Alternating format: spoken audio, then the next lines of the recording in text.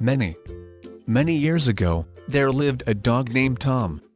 Tom was adopted as a pet in a wealthy household, and he was daily showered with nice foods and affections by her mistress Mrs Havisham.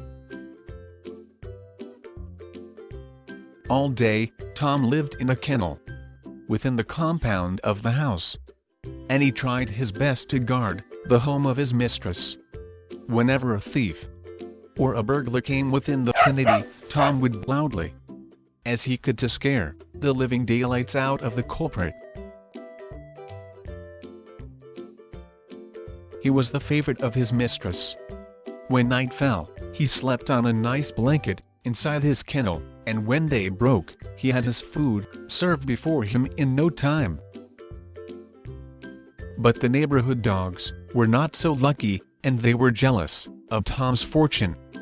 Then, they would bark from outside the gates of Tom's house and utter curses at him. All this disturbed Tom a little, but he would only say, "Poor fellows, they have to struggle so much for their food, while I'm so lucky. I must not shout at them and add to their misery."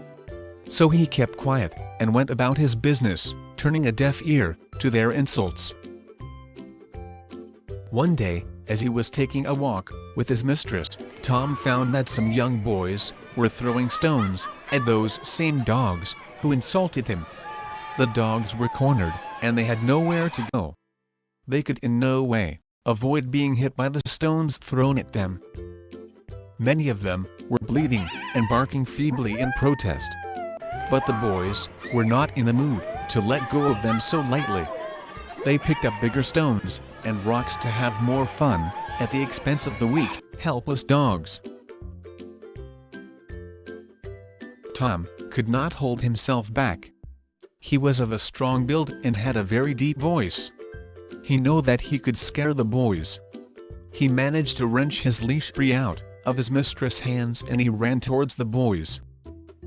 The boys were startled at the terrible barking that Tom directed at them. They rose at the sight of the huge Tom baring his fangs and running towards them. They dropped their rocks and ran away as fast as their legs could carry them. That night, Tom's mistress saw a strange sight. The dogs whom Tom had saved in the morning had gathered near the gates of her house. It seemed to her as if they were telling something to her pet.